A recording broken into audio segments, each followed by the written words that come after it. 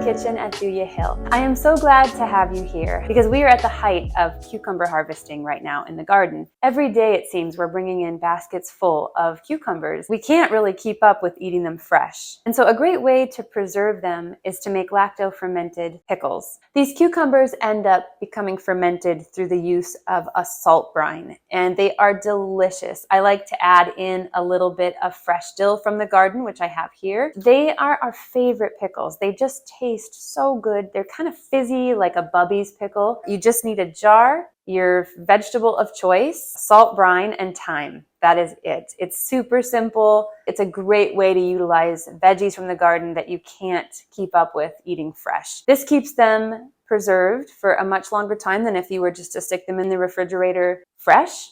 It also adds in those additional healthy bacteria from the lacto-fermentation. And so not only do they taste good, not only do they help you preserve your garden vegetables, but they're good for you. Now, what is so special about lacto-fermentation is that on the skin of vegetables is a bacteria called lactobacillus. And when veggies like cucumbers are submerged in a salt brine, the lactobacillus can proliferate, keeping the other bad bacteria from taking over. And so by the end of the fermentation process, you have a super healthy, probiotic-rich pickle of sorts. Now, it's not a pickle like you would have from a water bath canner. They have to be kept in the refrigerator once they're done fermenting, and they will taste fizzy, which is normal for a lacto-fermented product. Think water kefir or just regular milk kefir. It has that same fizzy element to it. Now, one thing to note is that depending on the temperature of your kitchen, you might have to ferment them a little less or a little more. We keep our kitchen at around 76 degrees, and so that's right around 4 to 5 days. What I do is I open up the jar, I taste one, and I see if it's ready. Most of the time, after 4 or 5 days, they're perfectly fermented and ready to be enjoyed. Another thing is, if any of you have ever purchased Bubby's sauerkraut or Bubby's pickles, you'll notice specifically on the Bubby's pickles that the brine gets cloudy. That's a normal element of the lacto-fermentation process when you are fermenting vegetables like cucumbers. So don't worry about that. You can add a variety of things to this recipe. You can add dill, which I'm going to do today. You could add garlic. There are many possibilities. So figure out what you like best in your lacto-fermented pickles and go from there. Today we're just going to follow a very basic recipe of cucumbers from the garden, dill from the garden, a salt brine, and that's it. I do have a glass weight that I put on top of my cucumbers to keep the vegetables submerged below the water. If your vegetables, like your cucumbers, come up, you risk them developing mold. And so it's imperative that you keep the vegetables submerged underwater during the fermentation process. I got my weight from Mason Tops. They have a lot of great products for fermenting. So if you are interested, you can check them out.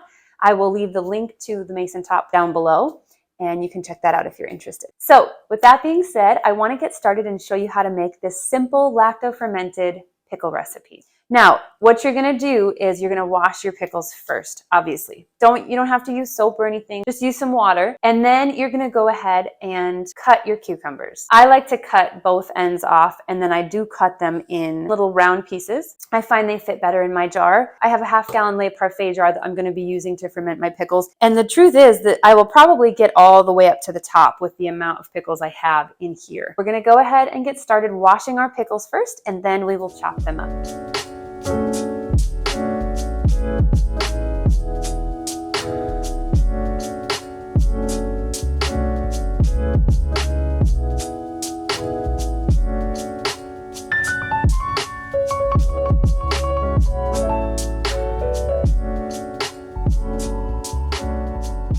So as you can see, I have filled up my half-gallon jar full of my cucumbers, and I still have a bunch left from this morning, so I'm probably going to have to make another batch here at some point. Here's the scraps. These are going to go to the chickens.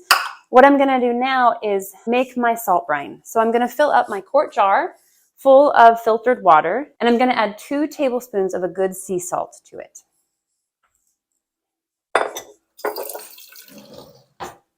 These pickles are so good next to burgers or hot dogs. They make a great accompaniment to really any summer meal. So here's 1 tablespoon, and here's 2 tablespoons. And then we're going to go ahead and stir.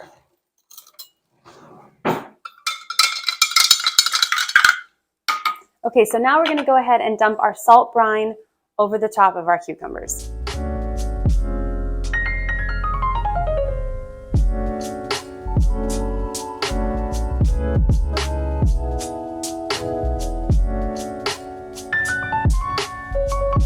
It looks like I'm going to have to make a little more. So I've got half of a quart jar, and I'm going to add a tablespoon of salt. And now we mix. All right, there we go. So now the brine is filled to the top of the jar. I'm going to add my stone to keep the cucumbers below the liquid. And I actually might have a little bit of spillage as I press down, but I want those cucumbers to go down and to be submerged below my stone. Now I'm going to go ahead and seal the top of my jar, and I'm going to leave those to ferment for 4 to 5 days on the countertop at room temperature. After 4 to 5 days, I will open up the lid and I will see that they have fermented properly. Then I will put them in the refrigerator for longer term storage. They will last very well in your refrigerator for quite some time, and they are a super enjoyable way to just enjoy the produce from your garden longer term. So that is it, my friends. I hope you enjoyed today's video. I look forward to seeing you in another new one very soon. What are some things that you ferment? I'd love to hear from you in the comments below. And as usual, thank you so much for watching today's video, and I look forward to seeing you in the next one. Goodbye for now.